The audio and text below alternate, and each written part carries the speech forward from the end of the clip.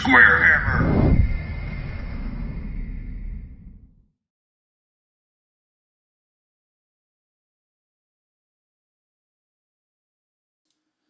Hello, YouTube. Hello, SquareHammers.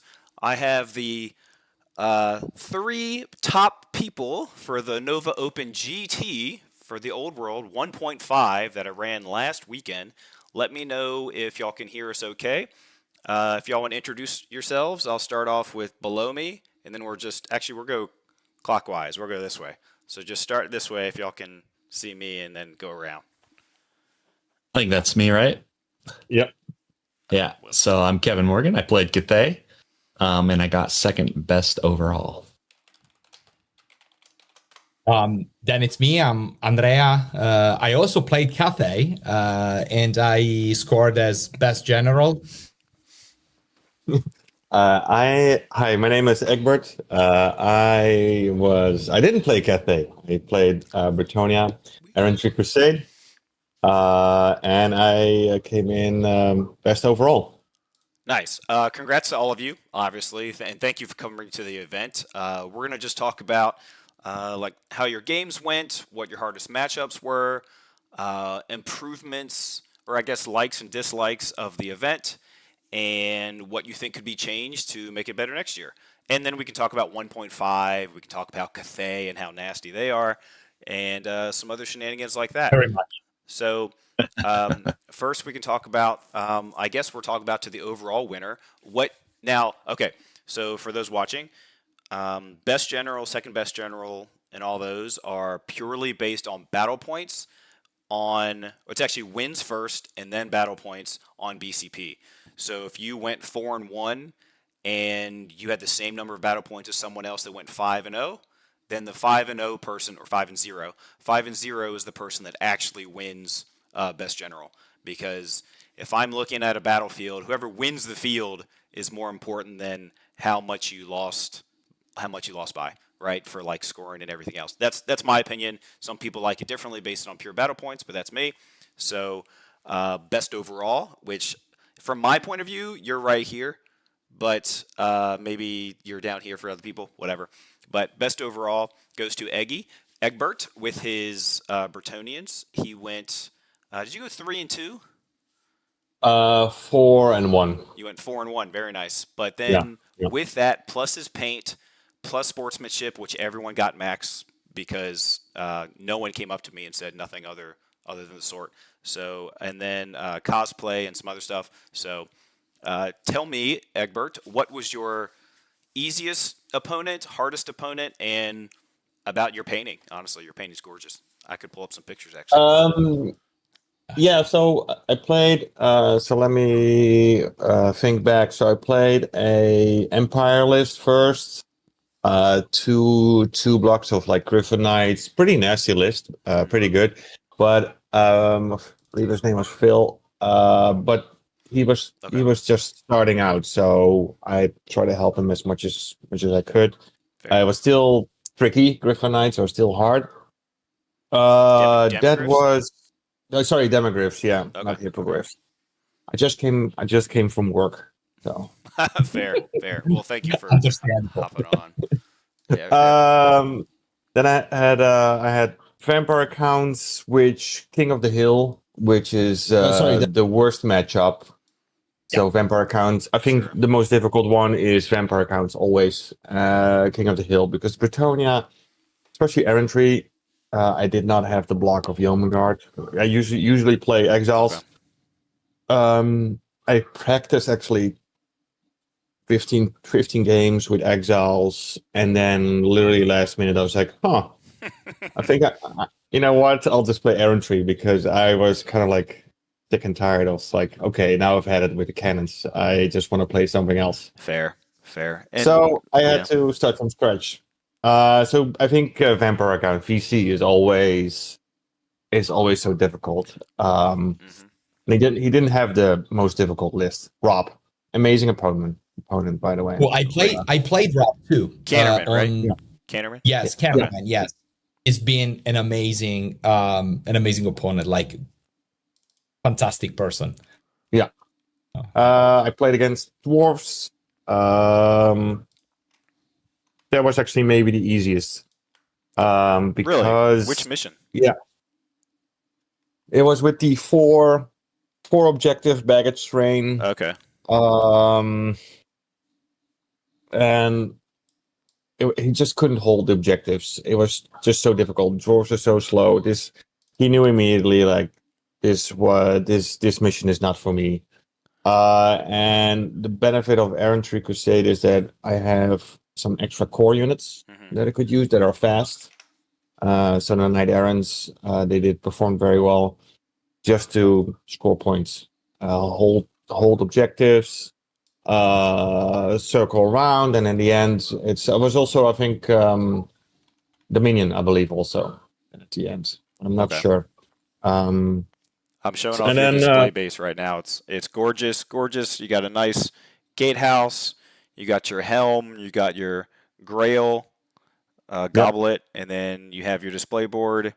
And then let's see if I can. I think that's the best I can do, but it took me a year to. I couldn't make it to last year's Nova. I had to cancel. So I was just like for a year. It's like okay, now I have time for a year to really go full out on painting a gorgeous army that I really like with care, and I just love making scenery. When I see you have your baggage train, I know that's not Tristan de Troubadour, or however you pronounce his last name, but what's his Jester? That's his Jester, right? In your baggage card?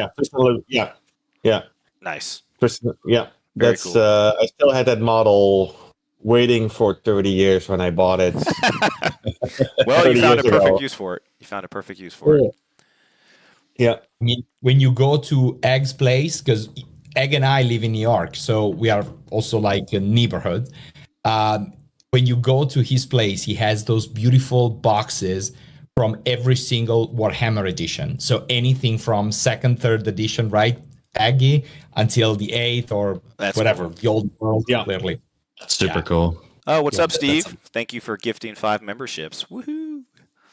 Nice. And then the second day, it was against Exiles. Okay. There was Peter. That was actually very, very, very difficult. Right, because you lose your ward save, correct? Yeah, he didn't. Yeah. Yes, because he doesn't start with 1, so he has a big buff there.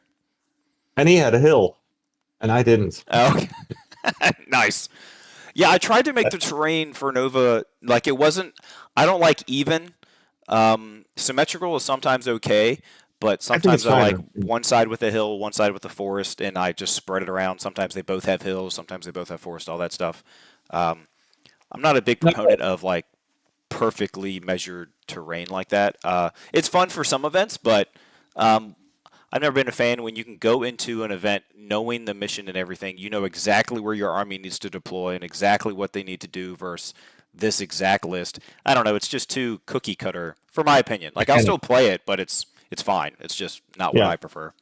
All right, Kevin. No, it becomes a little bit mechanic. I don't know where Kevin.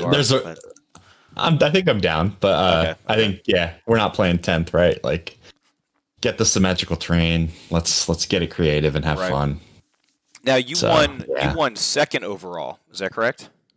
Yeah. But you are right there to win best general, right? Or no? Was it best general? Overall. Best overall. Y'all were insanely close. 1 point.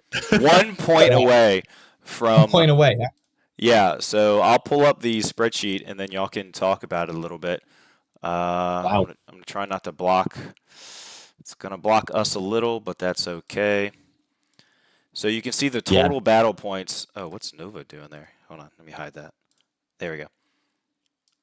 Oh, signed out, of course. Well, hold on. Don't want y'all to watch me sign into my document or hold on.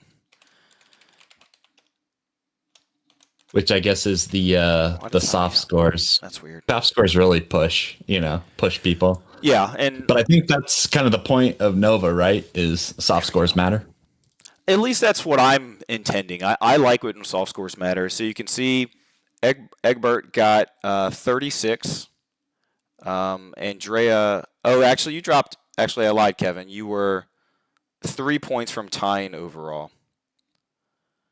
So Egbert has 36. Yeah. Okay. But you were right there still. In terms of best general, I think maybe that's where you were 1 point away. No, you're still okay. Well, you were still right there anyways.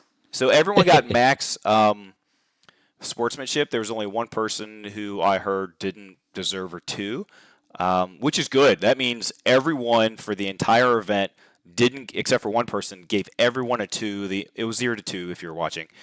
Gave everyone basically a max sportsmanship score every game, which I don't like that because it doesn't. Okay, sorry. I like that everyone had a good game, but it's hard to have a standout best sportsmanship because then I have to go by either who performed the most and still scored max, or performed the worst and still scored max. So I don't know. I'll have to figure that out.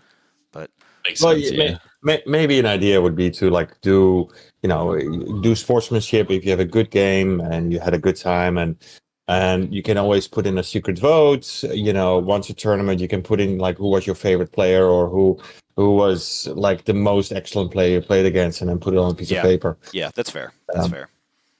Kevin, tell me I want to hear about your opinion on Cathay, and then obviously Andrea's opinion on Cathay, because Kevin took 4 balloons, Andrea took 2 balloons, but Kevin took 3 cannons, no ogres. Andrea took 3 cannons, 3 ogres.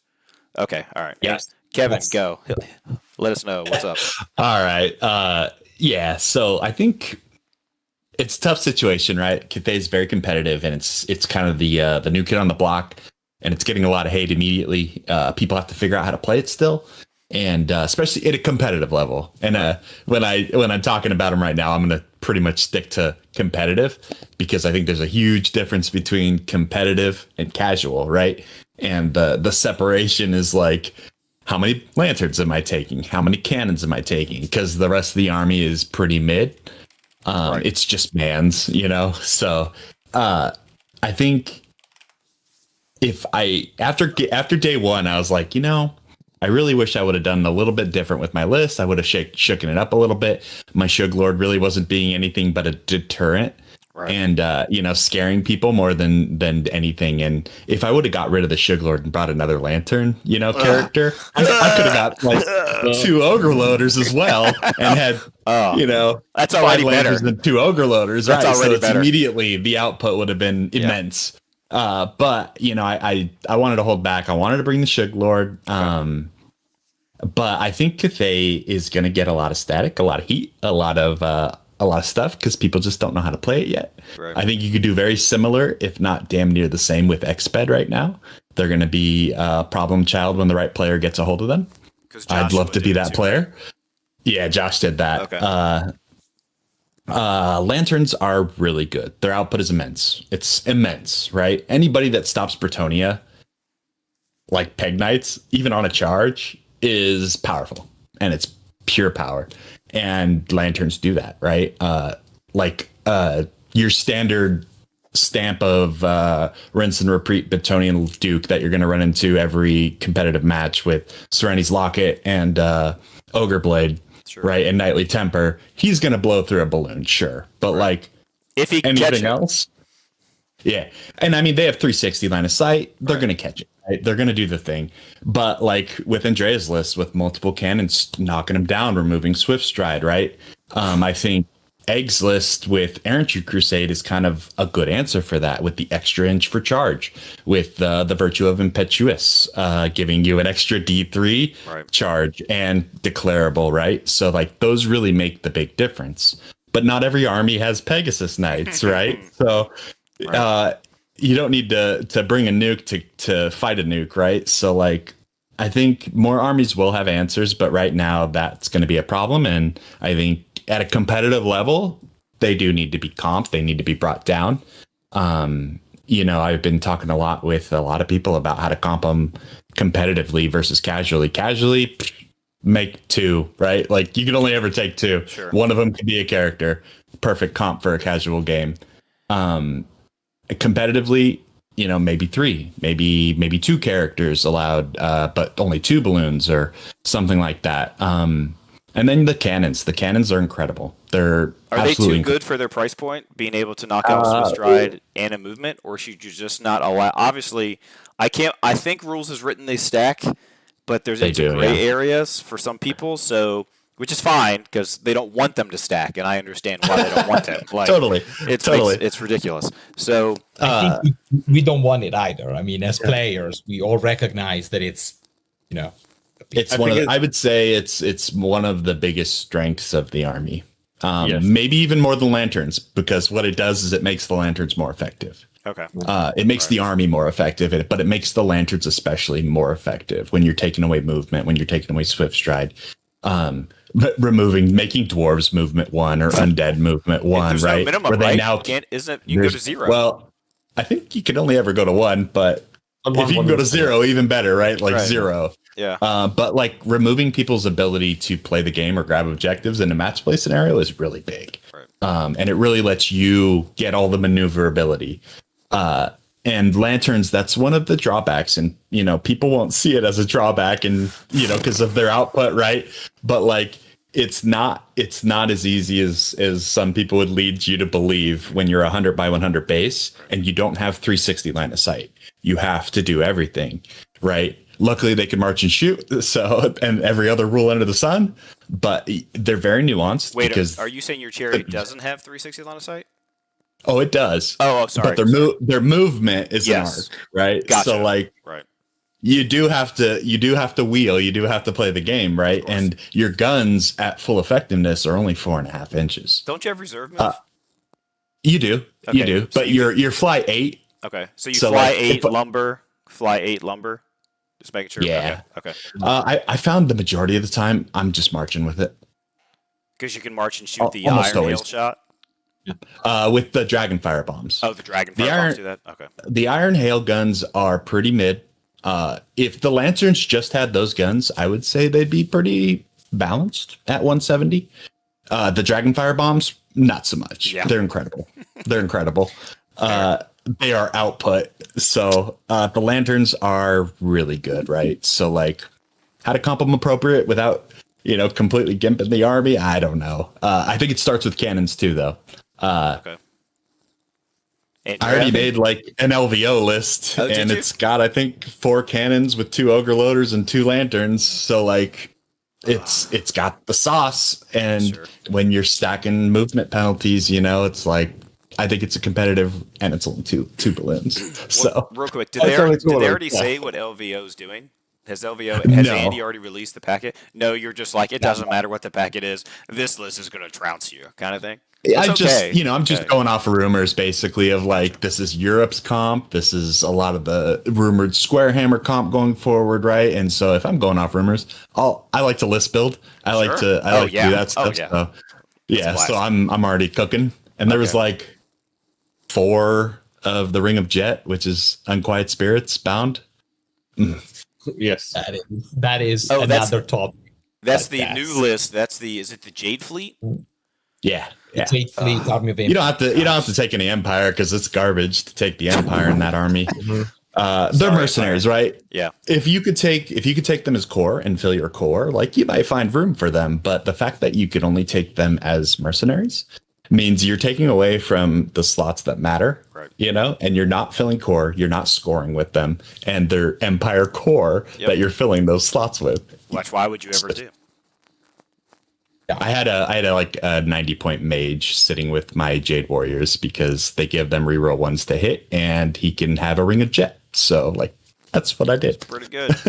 Andrea, how did you like just 2 lanterns and 3 cannons? So, number one, I brought the list. Of course, I tried to list with more lanterns. I had list tried with 4, 5, etc. Then, for 2 reasons, mainly, I went down to 2. The most important being I only had 2 lanterns, and I was already in a bit of a pickle with the painting and everything. But that's another story. And number 2 is that up until say a couple of weeks ago, I was set to go to Germany to participate to the WTC with the USA team. And then I had to drop, unfortunately. I have stuff going on. But I was testing my plan was to test the list that would go to WTC, which is capped to 2 lanterns, right? Okay. And so I was like, listen, let me try to see how it is Cathay with already a WTC comped in them. And I briefly discussed with Kevin on site. We were like, okay, so you have 4, I have 2. We have an average of 3 each, 3 cannons each. So how that is. Listen, I think I agree with everything Kevin said. It's like those lanterns, they have an output with the Dragon Fire bombs that it's insane. Now, personally, I think that depending on the matchup, 4 might be a little bit of an overkill. But what I do like about Kevin's list is that you have 1 lantern with the crane guns, Yep. right? Yeah. Which I found Strength 6. brilliant. Strength 6, a lot of APs, a lot of range. 5 shots. 5 shots. So that's jet sails that basically are like, invincible, right? It's immortal. 135 points for that too, right? So like, and it's pretty mobile because it could shoot and then reserve move. And then reserve move, which is really big, with 360, by the way. So I find the Ogre Loaders critical.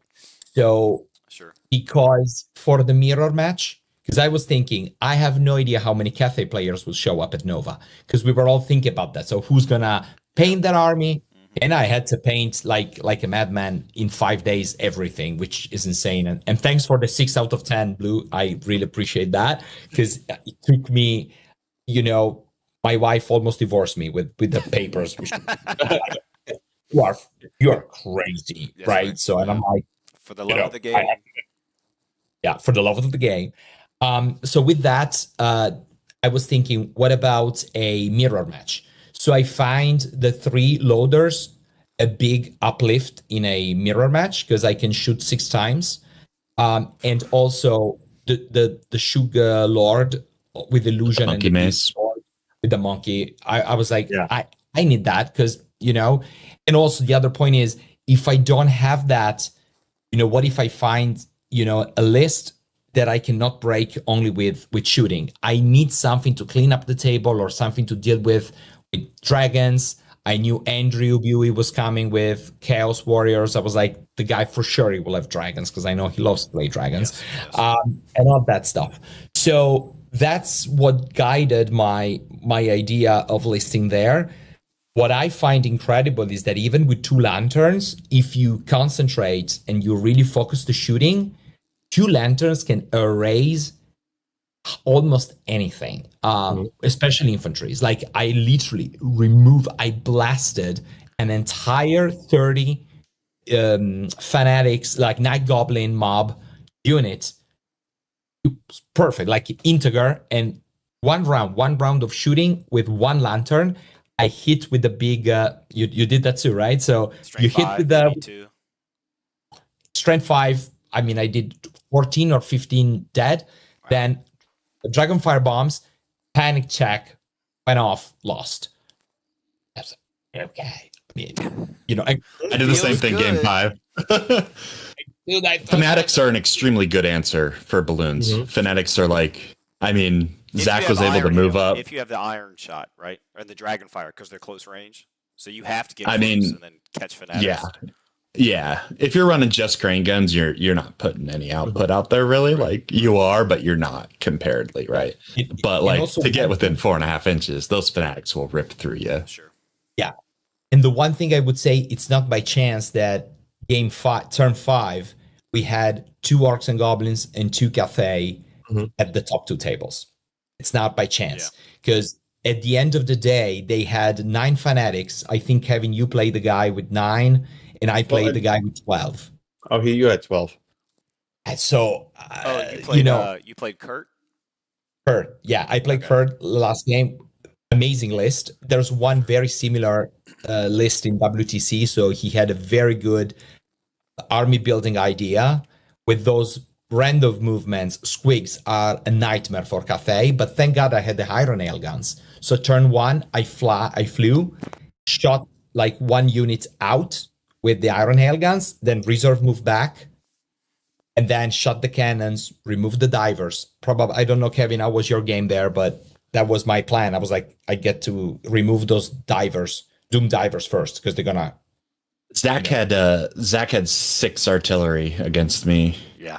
So he had the 9 fanatics, but he had 2 stone throwers, 2 doom divers, and 2 bolt throwers. So he had the shooting, right? And turn 1, he killed one of my lanterns, one of my dragon firebomb lanterns. But then turn 1, I killed 30 of his goblins before they launched fanatics. So we were trading. And then, I was shooting cannons at his artillery, and we were just basically going back. There's a reason it ended in a draw. It was a great game. Yeah, that was because I went 4 wins, and then I drew against Zach, and it was a fight. Yeah. So it did you get into combat, or I did, and I didn't really get into combat much of this tournament at all. My Sugarlord saw combat game 5, and he hit a bolt thrower. That's it. He has a 75-point, item to smack things extremely hard, and he got into combat game 5 against a bolt thrower. So here we are. Well, how does that make y'all feel? So obviously, you bought the armies and you painted them; they look great. Don't get me wrong, but how does that make you feel playing? Basically, you're playing in a totally different game. You're effectively playing Age of Sigmar or 40K in a fantasy. Now, don't get me wrong, arcs and all that stuff matters, but does it feel weird that GW would release an army that uses these rules and is so against like rank and flank? Either or, whichever kit they player. I mean, it's. Yes, and it's you're right. I mean, to me, is either there are a lot of possible answers to that. I mean, either they design Cathay, which I think it's the case, before thinking about 1.5, which I believe it's the case, because otherwise they wouldn't put the casting values of the signature spell so high. So that doesn't really speaks to the 1.5. And I think that book, that army, regardless of what GW says, has been prepared and ready to go for a very long time, probably since the dawn of the old world project. Okay. Yeah. So with that, they have scarce resources in the company for the old world because it's an SDS project. So they're shared. So they're probably 2 folks working on the project. So they kind of like, okay, it's time to go. Let's do it as best as we can. We play test a little bit, but it's clearly overpowered. So and here is a non-cafe player looking at it. I did not play any cafe. I did play Andrea 2 weeks before we went to the tournament. I don't think I had an army left in turn 2. It was basically it was all gone. I think my cannons were shot. My mistake was that I rolled badly on who goes first.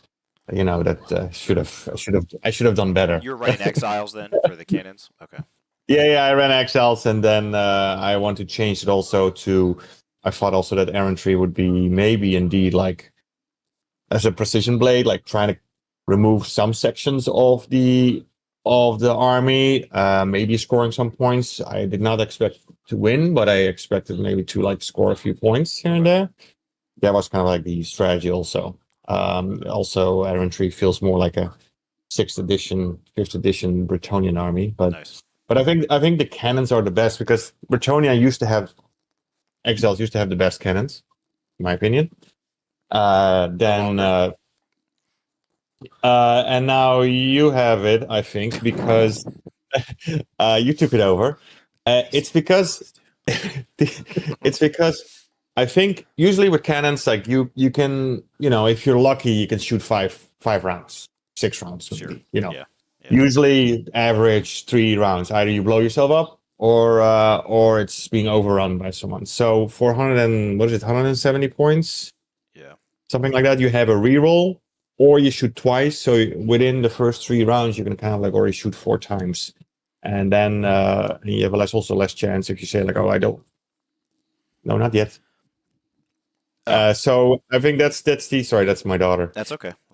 Asking if the cat had anything to eat. So I think and also you have an engineer almost built in a way, and then with the overloader you can also hit a punch. It's not like a toughness 3, crew that usually loses against everyone, but you actually have a toughness 4 Right. ogre as a 3 little wounds bodyguard and all there. that. And it counts as a character. And so what I see is the biggest bonus to the cannon. It's a cannon. It does great, right? It's just like an Empire cannon, range and damage and all that. But it's the -1 movement and the swift stride. When most of your points and damage are coming from your cannons and balloons, it's already so hard to catch a balloon. Now the unit that's going to go after this balloon is -1 movement and loses swift stride. So if you have Pegasus Knights, your Pegasus can't catch them. Almost all cavalry cannot catch them. So it seems. I know Fire and Flee. That means you roll one dice less. Does the balloon have swift stride? It doesn't, does it? No, it does. It does. Wait, right? Yes and no. It doesn't. No. It has not. feigned flight, right? Right. So And that's I the think- auto rally.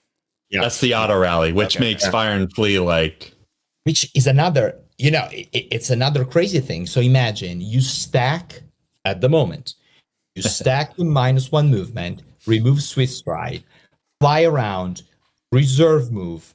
I get charged. I don't care. I can put the lantern in front of you, making a mistake, let's say. Sure. You charge, I fire and flee, I rally. You charge me, I disengage. On a 9, possibly on a 10, if I roll the wins properly. And the Because wins. remember, Oh gosh. So then And the movement the gets wins. buffed or your leadership gets buffed and so that lantern is one thing. I mean, it has this much of special rules, right? Yeah. So it's Right. it's like I think the disengage is the most, for me as a player, like the disengage is the most broken part. It's like, yes, okay, I was finally able to catch one. Now it's gone.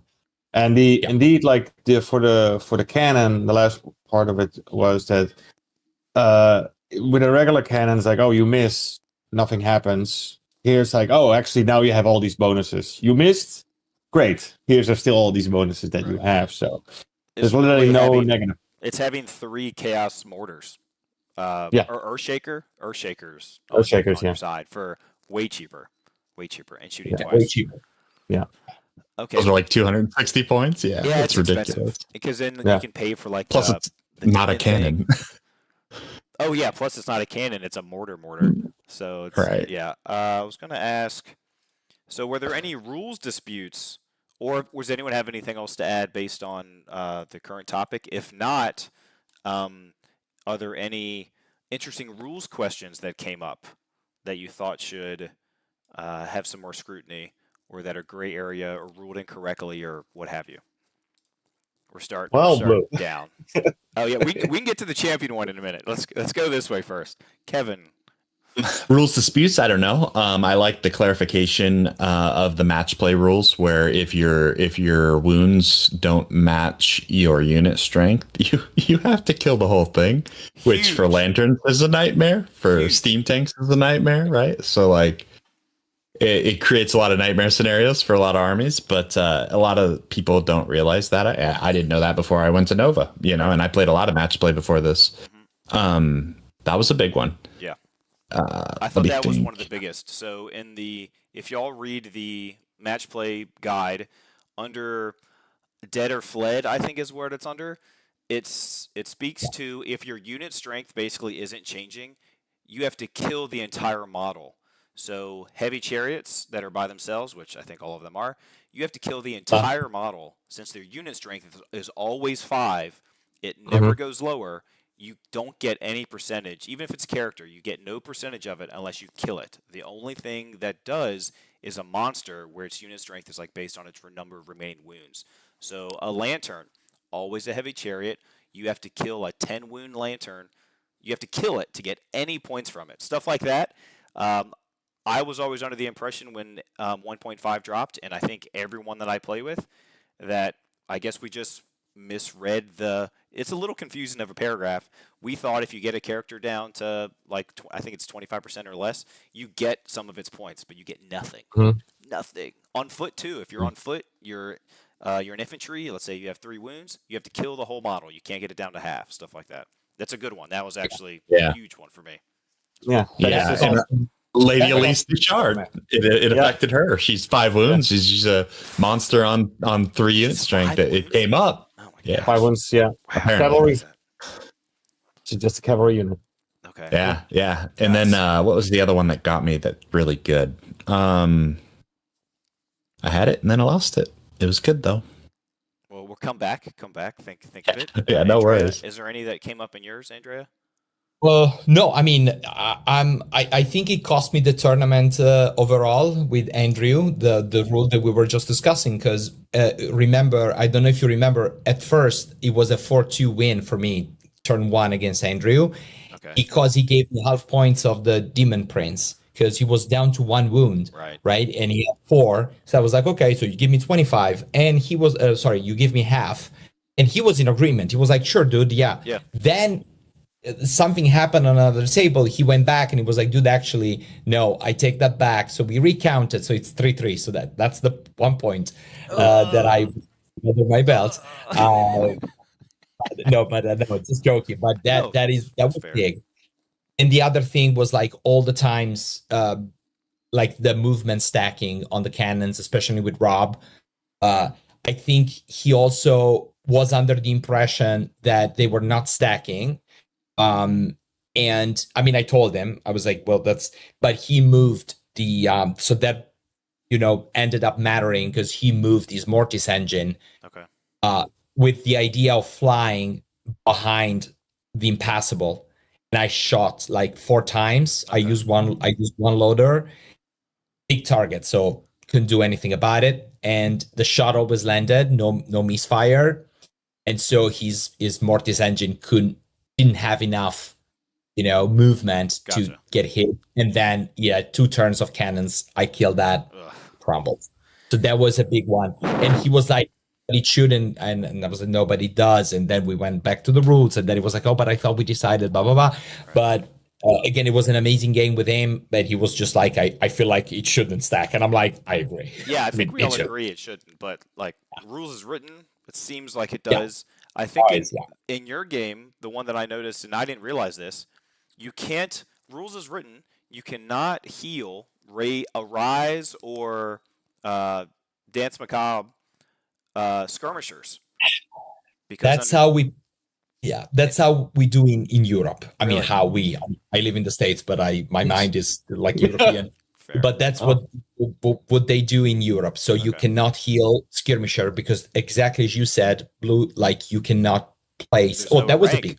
There's no ranks. There's no ranks. And so it says only finish the rank and make the second rank, but skirmishers have no ranks. So does that mean now did GW do that one on purpose? Maybe. Maybe. I don't think so. Oh, I remembered. If we want to jump to that real quick, was the unusual terrain on the King of the Hill match. Learning that was like line of sight blocking. Yeah, the special feature. Okay. Learning that was line of sight blocking and impassable. Right. So it made the hill impassable. That was an interesting interaction because most of them were, large. Yes. And the hills were small, so they covered the whole hill. Right. And that was an interesting one. Yeah. I don't have enough large hills, but next year we will have larger hills that are like this big, and then I guess the thing is going to be like that. So, fix for next year. Yeah, that made it even more difficult for me against vampire counts because he could hide even better and not be flank charged because he could hide perfectly next to the. Thank you, Blue. Woohoo! I'm here to help. So, what was the conundrum in your game that was difficult, and I hate it. And it seems that's rules as written, and I can't stand it. Egbert, go ahead. What you got? Oh yeah. Because I knew I was like, yeah, this is. So we had a situation. I was playing Hernan, and his Wars of Chaos last game. He had a unit, and I had my Pegasus Knights and Lord in his unit of Wars of Chaos, and he had his wizard there. Either way, we were fighting each other. We killed each other for multiple rounds. Then eventually, my champion and his champion were in a challenge for like 3 rounds. He only had his standard bearer and his wizard that were still alive. So, and the champion. Still in a challenge with the other champion. So my Lord hit the rank and file unit, so that's the standard bearer, but it's part of rank and file. So I hit the unit, and I did 3 wounds. So rules as written is you remove casualties from the rank and file. The problem is that the standard bearer is already dead, and then there's 2 wounds remaining to be allocated, and there's only the champion left. Now we looked in the rulebook, and it says like you cannot remove the champion as the last as a casualty if he's in a challenge also, or if you target him. But I could not target him, but I targeted rank and file, but he was the last remaining rank and file unit. So the wound kind of like bleeds over into whatever is remaining in the rank and file, and then we had to remove the champion. He wasn't killed in the challenge, but he was killed because I attacked the whole unit. And then we had to remove it, and then we discussed it for about like 20 minutes or so. Pretty long. Definitely lengthy. I can't stand it, but I think rules as written, that is exactly how that works. I don't know if you all else have had that kind of issue before. Has anyone else? I'm just going to cover Kevin or Andrea. Have y'all had to deal with that yourselves? It happened not to me, but I was watching a game. Same story was ruled exactly the same way as you're saying. Because at this point, I think we are also like in a game that it's relatively new still. It's a year and a half. So as long as until GW doesn't answer, I guess the best approach is always staying raw, rules as written. Because I mean, it's so confusing. I mean, again, For competitive play, anyways. Yeah. And it happens so rarely. It happens so rarely. You know, how many times are you in a challenge and it remains unresolved for so long, and then you exactly. So that was one, and the second one was thank you, Blue, for all the judges in helping me in be as precise as possible with my charges for the skirmishers. So yes, skirmishers on skirmishers is very complicated. It's actually not too complicated, but it can get a little nuanced. And it's very precise. And also, it gave me kind of the perception that maybe it's better to put characters in the kind of like not in all the way in the front, because then you just move the rank and file first, and then you can place the characters. I have 2 characters in that unit, 1 on each side. So we also checked, do I have to place the character on the outside, or can I place it on both sides? And there's nothing written that you cannot do that, because it's a mismatched base. So you have to. I think they can go on either side of the unit. I think. Yeah. So. Yeah. Either sides. Yeah, it's whichever one is basically closest that they would land. I think I don't remember this exact moment, but that sounds right from what you're saying. Yeah. So it's better to go in first with the rank and file, and then you place the characters on the outside. But then you can get on like. Well, that depends, because then sometimes the character, if it's on a different base size, it can't actually make way to swing, so you might only get 1 attack with it. So sometimes it might be better to have the character up front. So it's I don't know. I've even been toying with maybe not putting him on a character not on a Royal Pegasus, so then he can fit inside. So that even if he is further away, he could still slink in. But the Royal Pegasus, just for like 30 more points, I don't remember the exact. But it's too good. It's too good to like. It's too good. Yeah. It got a points increase. Come on. Oh, 10 points. I ran different. I ran the list differently, so I mostly had like 1 character only in it. So I never really encountered this only a time where I put 2 characters in it, because I liked to kind of like divide it. It played better, more flexible to swarm in different directions. But yeah. So I thank you very much for all the judges who helped us out. I think we had some great judges for the 4 days, and they were an immense help. Last year I did it by myself, and I know there were people like, I didn't ask a judge call because you were too busy, or I was like number 3 in the queue, But last year I only ran the GT, so this year having, I think, 5 judges, basically at least 2 judges for every event, and I think the GT had like 4, was a huge help. And I noticed that, well, at least for me, almost every time, unless I 100% knew what the rule was, even if I thought I knew what the rule was, I would confirm with another judge just to make sure that I was getting it right. Even if I thought I knew it, I wanted to be like, hey, is this correct? And they did that the same thing. They would come up to the table and, like, let's say Kevin or something would come up and say, hey, I ruled it this way. Is this correct? I would confirm either yes, it is, or I would look it up in case I wasn't 100%. And then he would go and be like, yes, we did it right, stuff like that. So a judge, Confirmation is really nice. yes, it was very helpful. Especially with 1.5 just coming out like a month ago, right? There are a ton of rule changes, the FAQ changes. Basically, it's not a whole new edition, but it was enough that mattered, and there was already enough edition creep from previous eds that adding another one a month before a grand tournament was troublesome. And I didn't even really have enough time to read the rules all the way through, just because I was having to prepare everything. But is there anything? What do y'all think could be improved for next year? This could be scoring, it could be tournament, it could be comp, it could be whatever. Let's see. We'll go this way again. We'll go this way. Kevin, what you got? I think I'm gonna write it down too. So cool. Comp. It's a competitive event. I think comp is appropriate, right? Okay.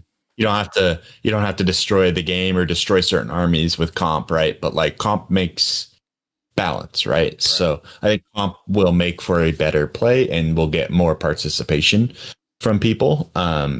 People go to these events not always wanting to play completely competitive games. They want to, play a GT with casual games. And I think comp kind of sets the pace a little bit. I do like your soft scores. I think Nova, like you said, you're trying to play Nova as that event where cosplay matters, and you want people to bring gorgeous armies and cool, story-driven cosplays and boards, and so they're worth more. And it's a hobby. It's a hobbyist's, GT. So I think keeping those would be great, and completely ditching the 0 to 6 scoring for any GT level. Okay. Anything over 20 to 30 players. Going back to the 0 to 20, I think it's just going to be better for not only the players, but anybody that has to score it. It just I don't see it working, especially long run. So for you mentioned some of the soft scores. One thing I did think of, or maybe someone told me, I don't remember, but display board and baggage train will go towards a theme score instead of a paint score, because it doesn't seem fair to give part of your paint score is from your board when so many people are flying and you can't get a board here. It sucks to have them penalized for that. So splitting off, I'll do a separate theme, and it's not like how your army list is. It's just like your board plus your list or plus your models. So there would be like a theme score. Or I'll just do a prize for it, and there won't even be a score for it. It'll just be like, you have the best theme. It looks the coolest. So I'll separate that from paint score so it doesn't hurt all the people. Because I think the average was like 4.3 on paint, and that's out of 10 guys. I'm usually very critical when it comes to paint. So if y'all looking at your BCP and you look sad, just realize there was only one person that I got a 10, and then there were like 4 9s, and the average was like 4.3 or something. So just having a board by itself with some stuff on it is already, I think it was like 3 points. So if you don't have a board, you're missing 3 out of 10 instantly. So I think separating that. Okay, cool. All right, I got that'd be a good call. Yeah. When I went to SoCal Open, I had to. So that's in like San Diego, and I'm in North Carolina, so I had to fly. Right, there's no way to drive that, but I had friends in Nevada that were driving, and so they built me a board in Nevada and drove it down with their stuff so that I would have a display board, which cool. makes all the difference when it's going to matter, right? Yeah. Every point's going to matter. So I like that though. When if you want to encourage flying and people to come from all over, I think eliminating that from overall is going to be good. Okay, cool. Yeah. Cool. Yeah, I think a team, and you can also use like loose pieces to like enhance it. You can put it on the table. You can bring some own scenery pieces, put it next to it, so you have a theme. I put my display board, it's foldable, so I can put it in a suitcase. it still probably doesn't fit, but that doesn't matter. But I think that was always like very daunting for me. Like traveling very far hours with the train was great, but flying and then bringing a display board. So sometimes I just didn't bring a display board. I was like, yeah, I just can't. It's too much. Okay. So maybe be a little bit more flexible with that. So it helps other people to maybe find other creative ideas to create a theme, create a sense of a feel of like what the arm is about. So I think that's a good idea. Okay. Now, I know some people are very against cosplay counting towards overall, and I totally understand why. It's just like an extra thing people have to do. All three of y'all dressed up, by the way. So if everyone's out there, all three of them dressed up. They had some very cool outfits. Um, I don't know. I always thought it was cool. Do y'all like it being a part of overall? Obviously, it doesn't affect best general. Do you think it should or shouldn't be counted against you in overall, or should it be a separate, just a separate win? I suppose, like a separate medal or something, best dressed or whatever. So I guess from my perspective, I really appreciate the way you build the overall score, battle points plus soft scores. The reason being that I'm also like a sixth edition player. I started way back when GW was in charge of tournaments directly, and they were doing all of these things, right? The piece of background that you were supposed to be writing, for example, like answering. I remember in Italy at least, there was like a questionnaire on the background. So they had questions on who's the white dwarf name and all of that. So I find that, nice because like it's not only you go there and you throw dices to win and only the competitive sides matter, because for that you can even play with pieces of paper, so you don't need even miniatures to do that. So I like that. Okay. Now, uh truth is, cosplay in the overall score might be for somebody a little bit of a stretch, Okay. and I have no, I don't, I'm not ashamed to say that. I mean, I ordered on Amazon. I wanted to make the effort because I think Nova is so cool because people are so passionate about it, and cosplay is a way of expressing that passion. So like that. But I was also like, well, it's not that I have a passion for cosplay. I like playing Warhammer. So Okay. maybe somehow in the theme, like you said, like on the Theme. with the board and Okay. stuff and baggage train and all that, maybe can fit. I'm cool with that. And yeah, and for painting, I I have a my point here, and we may agree to disagree. I mean, I like how detailed the score, the rubric is that you made. I think that from a GT perspective, the last points of the rubric, which is like you have extra level of like freehand and Advance. Right. guys, you have to check out Eggy's army because I play with that army a lot of times when we play. It's gorgeous. Like there's free hand everywhere. Yeah. It's amazing. And I think that should matter when it comes to best painting. But I think from a tournament perspective, we need to ensure a high level of painting because that's what, and to Kevin's point, we all want to see gorgeous armies. Right. But it has to me to be capped to a certain point. It's like, okay, three colors minimum will not do it. But like once you have highlights, shading, basing, uh maybe one piece with kit bashing or conversion, maxed out. And everything else should count towards the best painting. Okay. I That's, agree. that's my That was one of my like suggestions that I've been talking to quite a few people about was, if you're gonna have 30 points to get out of the painting rubric, right? And let's say 12 of them are advanced points. The advanced points don't count for the 10 total points that you could attain. They count towards best paint, best theme, something like that. So you could technically still get max points in paint and not get every single advanced point.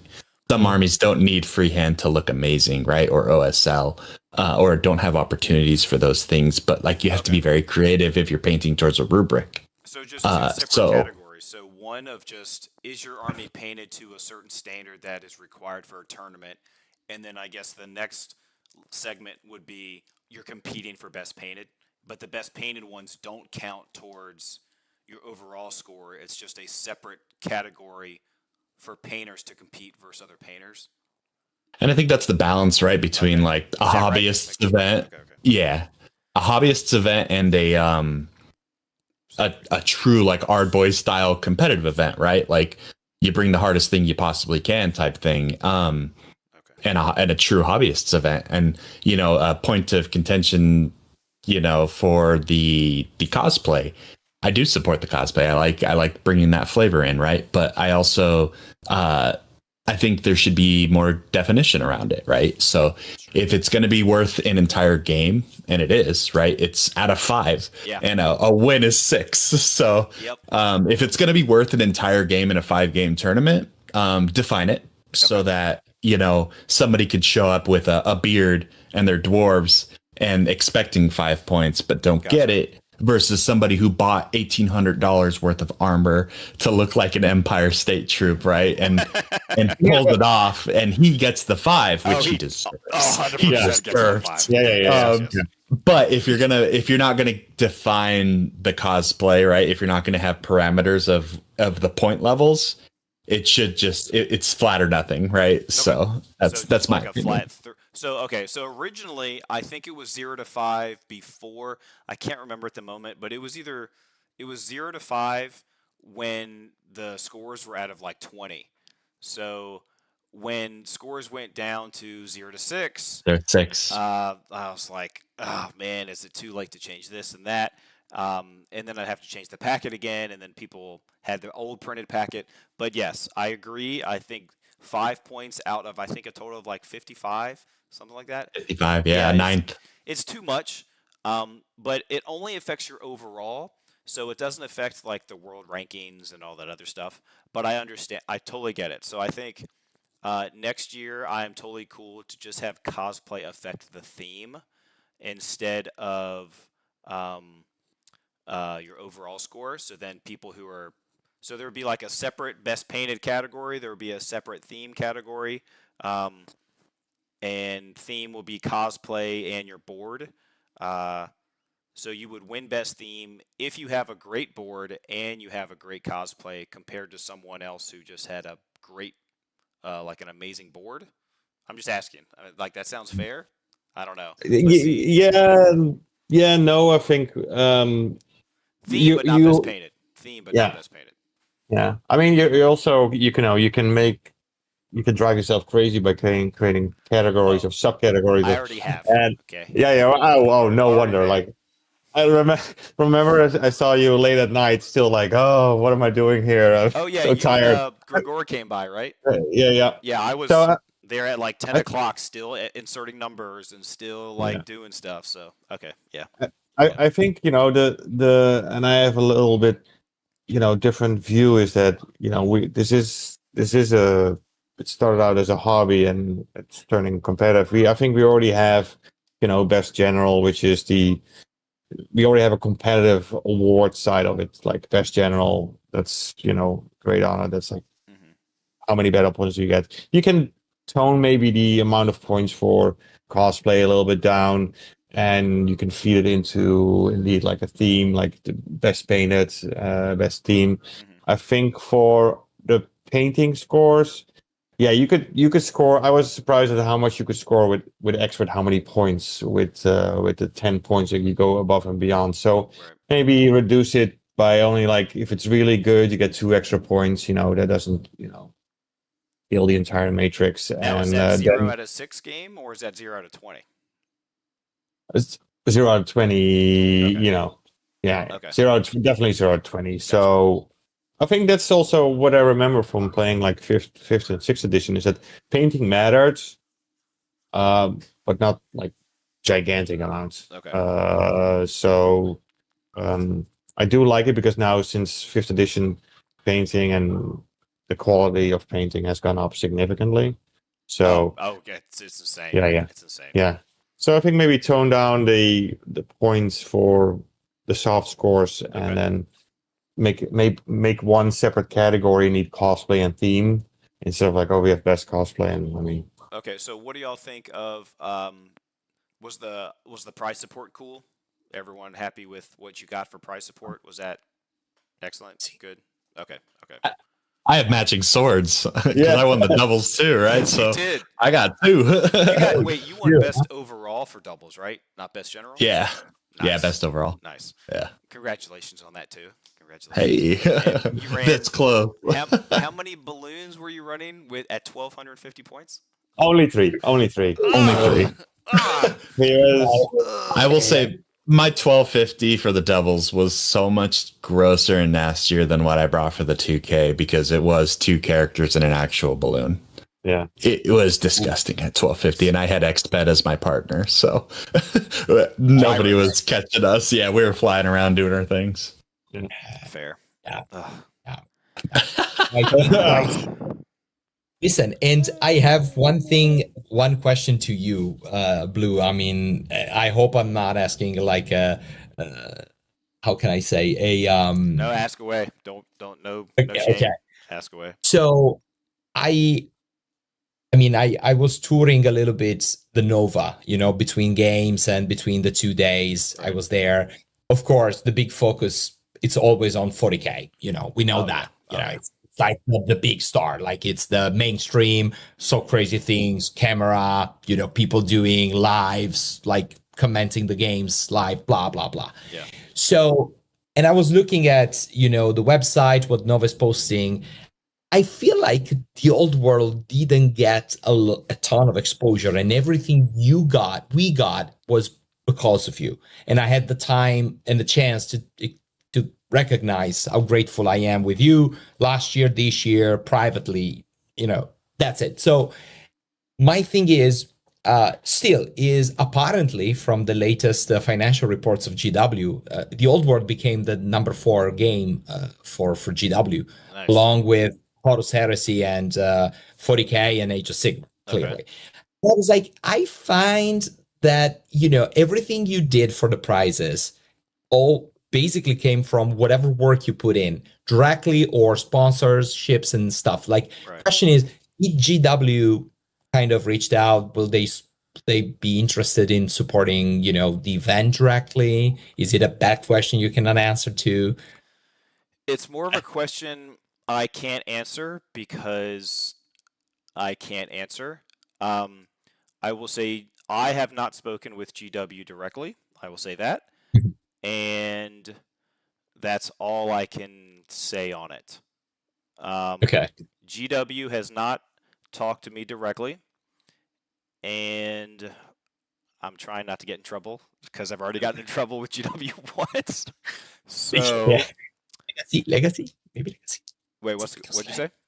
Maybe it's Legacy. because legacy armies were approved. Oh, Probably part of You the did say problem, this. right? what are they saying in Congress? I have been advised by my lawyer not to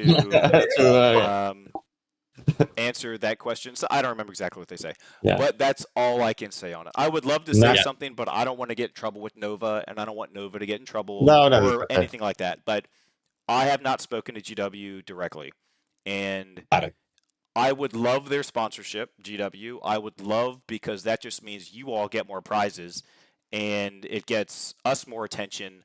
It gets SquareHammer more attention, but like whatever. But it gets the old world more attention and puts them on the map a little bit more. Not saying that they aren't already, but getting more exposure would be amazing. And I don't know what the deal is between Nova and GW and their contacts and contracts. I'm not sure. That's none of my business. I'm way out of the loop on that. But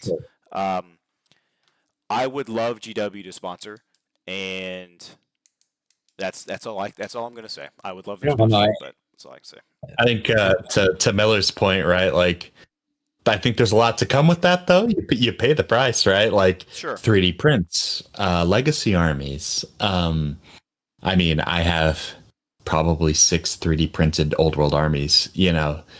Cathay's my only GW army. I will say that on the doubles event, one of the people that GW was coming around and judging paint. Actually, they were judging paint at I don't think it was the 3K, but I know that the doubles and the GT, they came around to like our tables and they had two paint Oh, judges, and they were judging everyone's painting. And then by Saturday, they had people that they thought were the best painted go to showcase. So they actually took their armies around 8 p.m. and their boards, if they had one, down to the 40K hall, I think is where they, down there somewhere, like the floor below, and laid out their armies for showcase. That's pretty cool. Yeah, it's very cool. It's very cool. But what I don't think they noticed is one of the armies that they thought was best painted was like 100% or 95% 3D printed. So they either didn't notice that, they didn't realize that the old world and the 3D prints are like sometimes look exactly the same, some of them, or they just didn't care and they were just like, it looks great, I don't care, it looks amazing painted wise, let's get it on showcase. I'm not sure. So, but I would assume that GW would be, if they were running the event, they probably wouldn't allow 3D printed stuff, because I don't think they're allowing it at their events over in the UK, and I don't think they're allowing Legacy either. They're not allowed in the stores, so why would they be allowed at their events, true, right? That's true. Like, Which I don't think is fair. If you're going to knock out 7 armies, I think it's 7, right, that are Legacy. Like that's 7.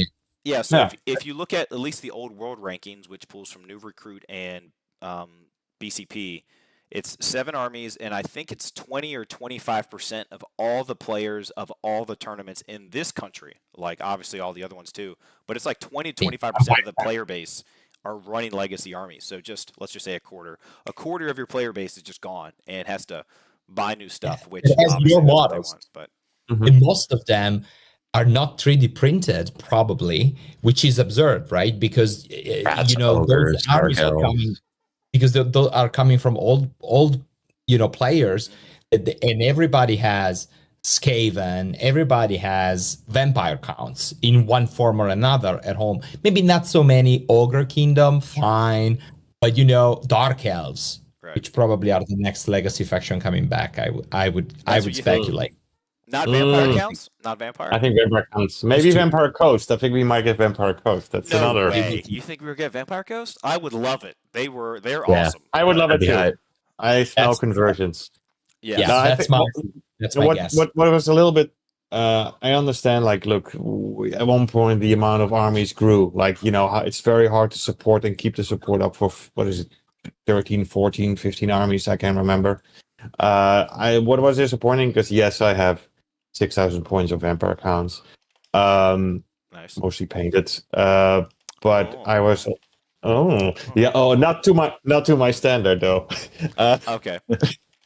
But Your standard are like unbearable. Like yeah, to us mortals standard, I get you. mortals. But what was so Vampire Counts is so old and is part of Fantasy, Warhammer Fantasy for so long. I was very disappointed like that they dropped that. I understand maybe they were like, you have to choose between Tomb Kings and we only want to do one undead army. One undead army is enough, which I can maybe understand. So, but I do hope that maybe 2 or 3 legacy armies, maybe Make a sneak their way return. back. Yeah. Make a return. Yeah. I think so. Based on the sales, if Old World is really selling that well, at least I would hope that they put a little bit more. And they might already be doing it. If they had Cathay planned for a long time, they might already be planning what they're going to do with the Old World. Like there's an easy case for that, but I hope they are. Yeah. Like I still play 40K. It's not Old World for me. Like Old World is my top. So, and I love it, obviously. But I would relish for GW to put more time into this. Fixing the rules, I think, is the most important thing for me. There's too many gray areas. They did a great job with 1.5, but I would love. Let's see. I love demons. I think there. Oh, that was the. Now that I say that, that was the only army not represented at Nova. The entire 3K I wanted to bring doubles. I wanted to and bring the them. GT. Wait, to what? What would you want to bring them to? I wanted to bring Demons of Chaos. I was like, if I don't get my Cathay, pieces together and I cannot paint before the submission, I already had a list of Demons of Chaos to send. Was that 'Cause Renegade or not Renegade? I mean, I don't. Renegade Question demons two. are amazing. I mean, Really good. were you allowing Renegade? So I was until about a month, maybe a month and a half out before Nova, because I Okay. needed square-based Val. I needed the book, the packet updated. So Yeah. since it wasn't updating when I needed it updated, and I went live like that day and was like, I can't do it. It's not updated. It's not fair to all their armies that haven't been updated for 1.5. Plus, Right. plus Nova would just be a great data set for people to dig into as like, this is pure raw GW minus I think 2 of the missions and the Green Knight, which I'm surprised even with the Green Knight nerf, I'm surprised we didn't see him. But It was very I close don't know. to what that was. So that's why I didn't do it. I think it's a great pack. I think if GW wants to rectify some of the legacy factions, I think they should follow that lead, change a little bit Yeah. here and there, whatever they feel necessary. But I think all the legacy packs or armies need an update to fit 1.5 because I think the worst part is the all their lores, all their signature like lores, they're just way too expensive, and Yeah. you don't want to take a wizard on them because it's just not worth it. So, Yeah. and other things, don't get me wrong, but that's like the main thing for me. But honestly, I do think that with Cathay coming up strong and considering the meta that is emerging from this 1.5, including WTC, with the Renegade, let's say, updates, some of the legacy factions outside of VC that are already super strong, we know that. Some others can become very strong. I mean, Demons of Chaos, I think, set up in a nice way, they are a nice counter to a lot of lists, Cathay included, because you're gonna get like a 5-up ward against everything. And I have a couple of ideas. So yeah, but it was sad not to see Demons of Chaos. I agree. Yeah. And I think it was a good idea to need what you said, Blue. Is like, let's not put all the Renegade. Let's just see how all the lists play as is. I think, except for maybe Cathay and the Fnatic armies, I think it was pretty balanced in a way where a lot of armies could keep up. Some of them have problems with the objectives. I do see that. But I thought it was a good sort of like, you need to have a baseline in order to build comp. Otherwise, you're just wildly putting comps on this and that without having any data on this is what the results are without comp. So I have two things. One, I was extremely happy with the number of infantry units that were there. There was so much infantry on the table trying to take advantage, and the core trying to take advantage of the mission play and the updates for 1.5. Now, they obviously might not have been the best option or the strongest, like, I'm going to win this game, but just to see that much infantry on the table was very nice. It really felt like we were going back to kind of rank and flank, at least in that regard. Two, you mentioned, I don't think, the hill and domination. I think having the hill and domination, I think, pairs really well with the hill and the special feature in the center. But the problem with just domination and like baggage train, it still lets the armies that are just like, I'm going to table you, still table you and score an extra like 1,000 victory points on domination. So I think too many points. Yeah, in my opinion. Yep. So I think pairing the hill with domination, it gives the armies that are either MSU or like I'm going to hold this center a chance to win or at least keep it close versus the armies that are just like I'm going to table you. Any other insight, any agreement or anything there about the mission? Domination definitely doesn't help armies stay in the game as much as you would hope, right? It more often than not just rewards the person who tabled you or who almost tabled you, and they're like, well, I have 3/4 uncontested. Yep. I guess not only did I almost table you except for that one unit, but now I get an extra 750, 850 points, right? Like you said. I think it was game 1 or no, it was game 3 maybe? No, game 1. I did get the full 1,000 for the domination. Yeah. Didn't need it, right? Like that's so much. It just rewards the wrong party. Yeah, I agree. Yeah, and I think it was certain things was weird where you have like, I had 2 scouts, the squires, the core. I love him now, but it was sort of like, I have two two guys in the corner there. Well, I think you 250 points, which is two guys. I was like, that's it doesn't it's out of balance. So Okay.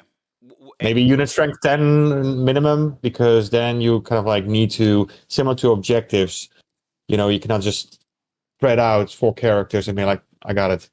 I think I really like Or unit balloons. strength 10. Yeah. I really like unit strength 10 scoring. That's fine.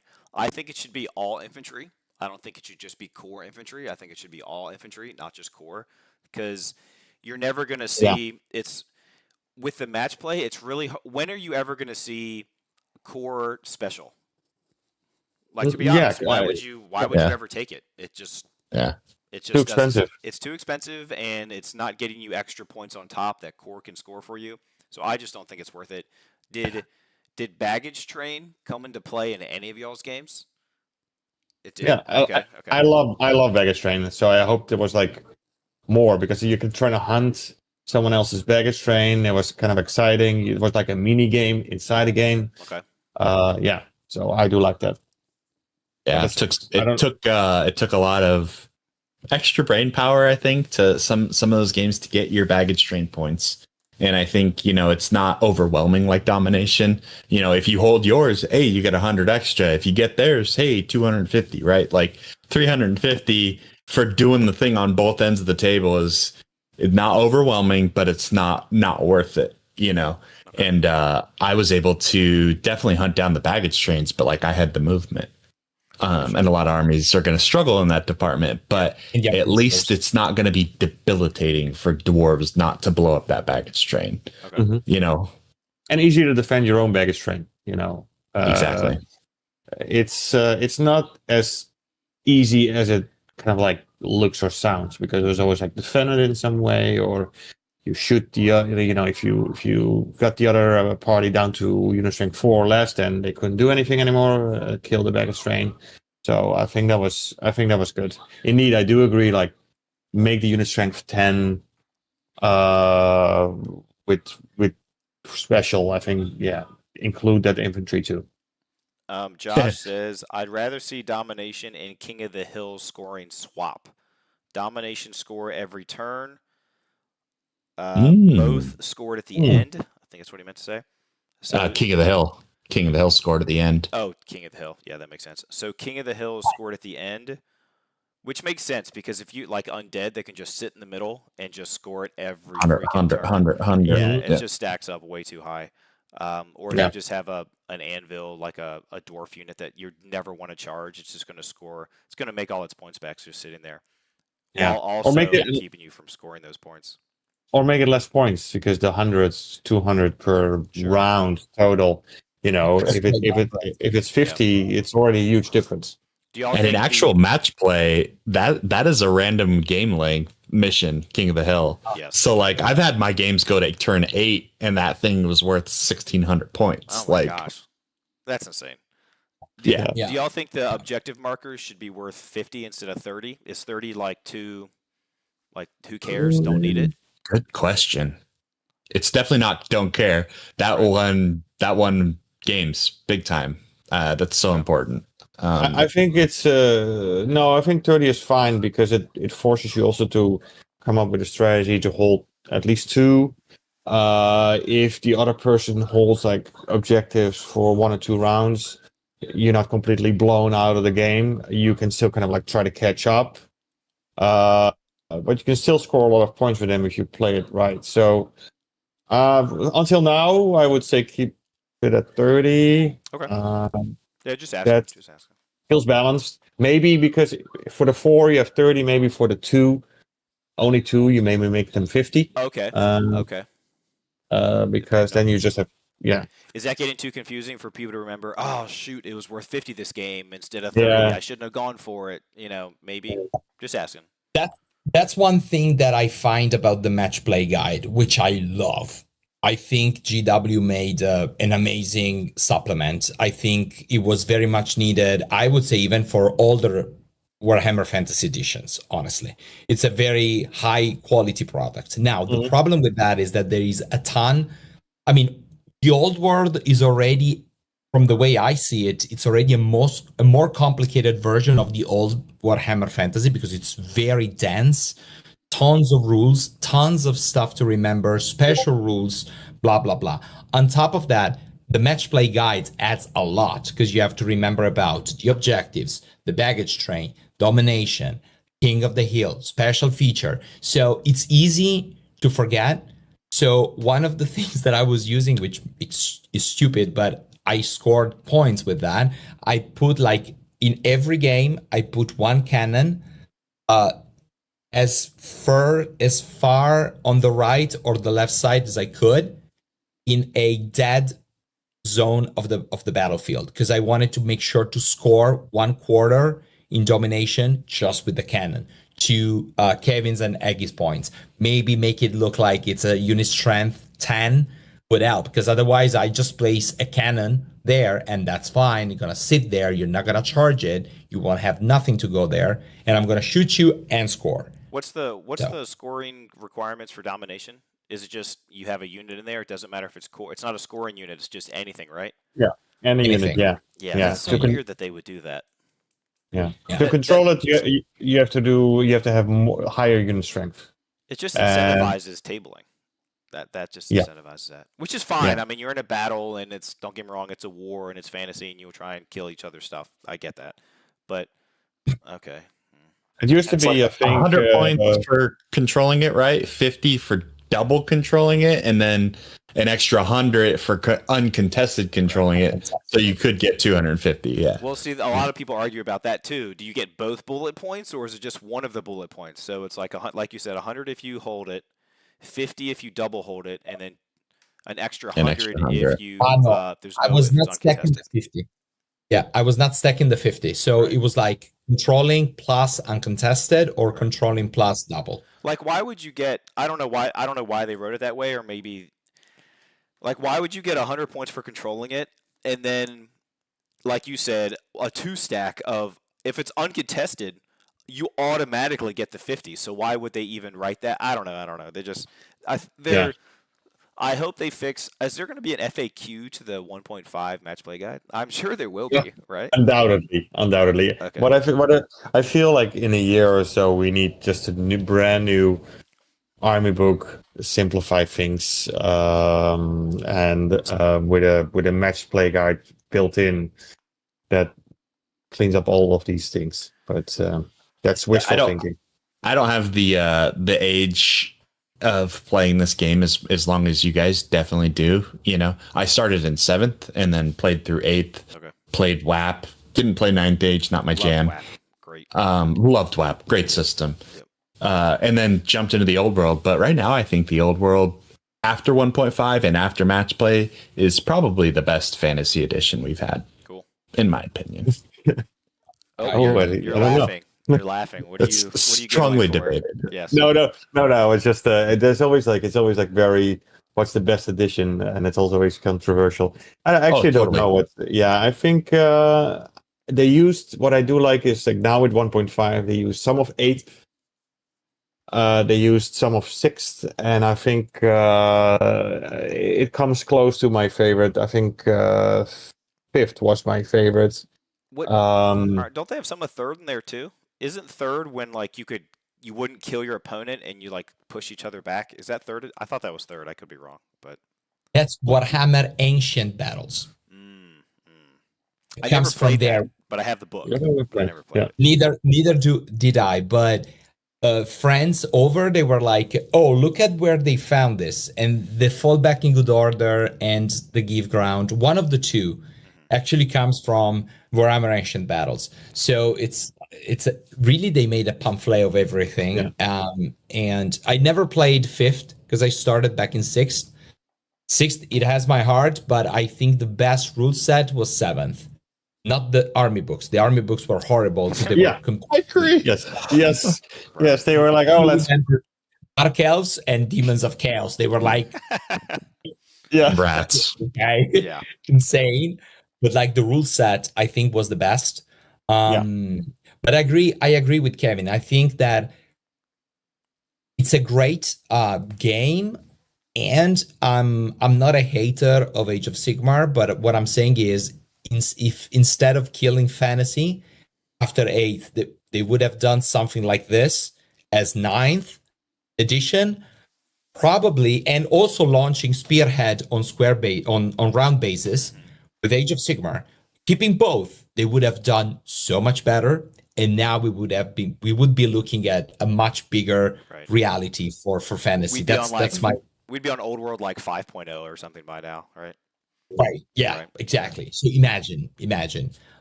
That's a little bit of the bitterness that didn't left me for end time. It was. Oh yeah, I'm not.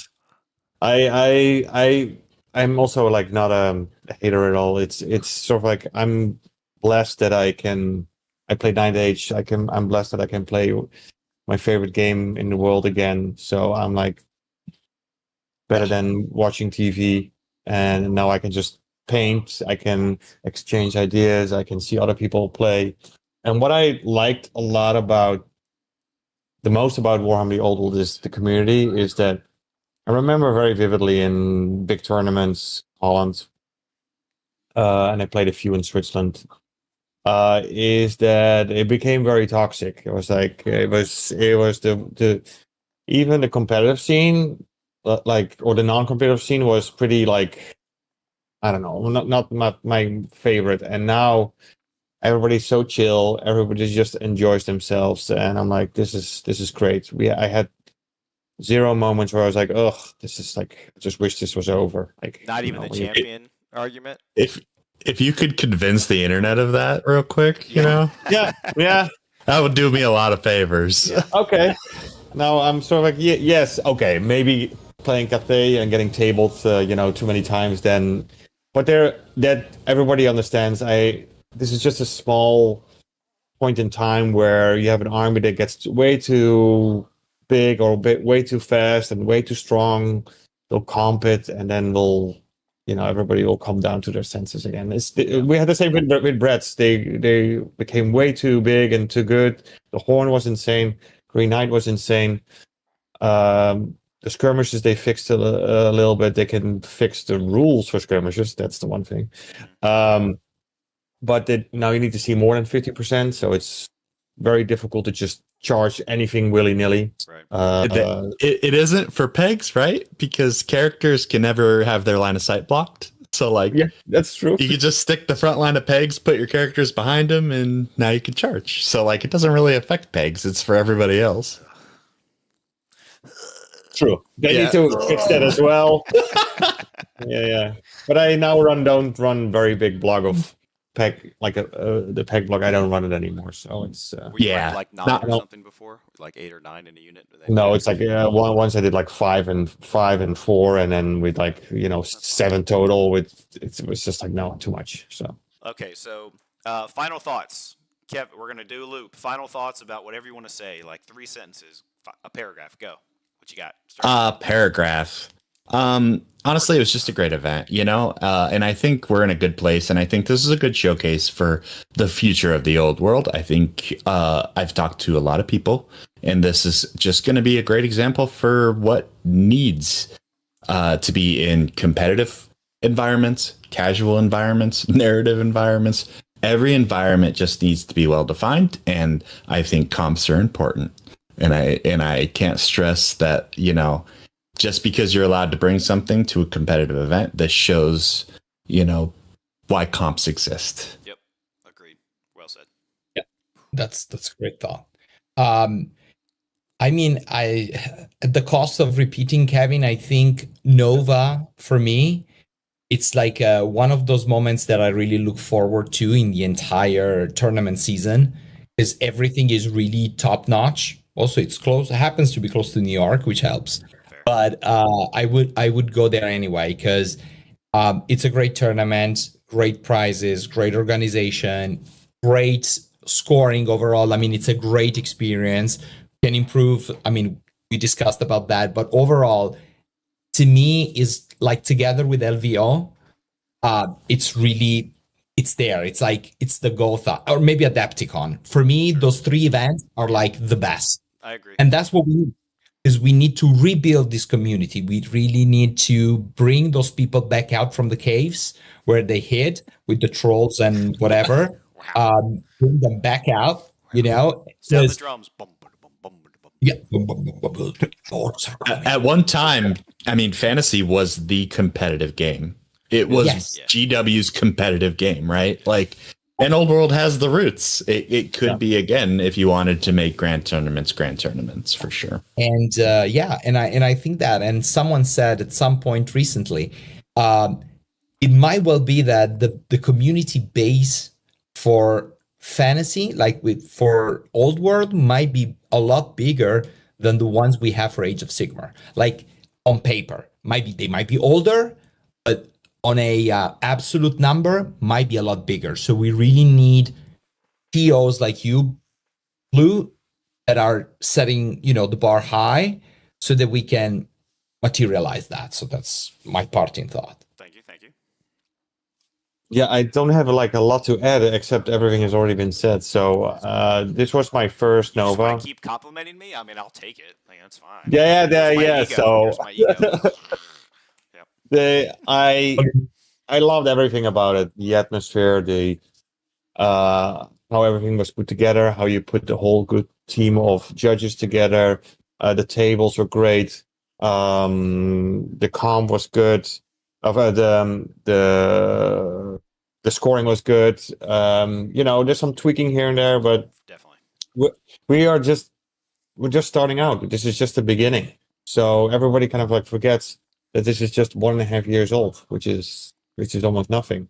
And the amount of stuff we put out, the amount of organizing you did on such a short time period is just amazing. So Thanks. I'm looking forward to join in next year. We'll see what I'll paint then. And I think I'm looking forward to like what you concoct for next year's event. It's gonna be great. Awesome. Thank you. So I'm definitely going to get some new terrain. I think some of the terrain was a little wonky to use with like movement trays and stuff. So we're gonna update that for some other stuff.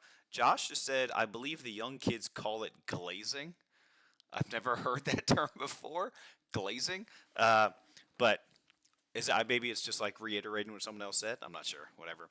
Well, thank you guys. I really appreciate it. And again, congratulations on y'all wins. We got Kevin with Cathay, Andrea with Cathay, and then Egbert with Bretonia. So still top. And y'all can all see that Cathay is top of the leaderboards. So get them built, get them painted, take them to an event, play some buddies, and see how powerful they actually can be. Thank you to all the sponsors. Starforged, I'm trying to remember them all, sorry. Starforged, FLG Mats, TableMat.eu, Shogun Miniatures, Gale Force 9, and am I missing any? And Noble Knight Gaming. I think that's all of them. So thank you everybody for watching. And next week I'm going to get on the two doubles best generals, which is Marcus and Dan. And I think they ran Dwarves and Warriors of Chaos. So we'll get them on next week. And until then, stay square. Stay square. Thank you, Blue. Stay square. Thank you.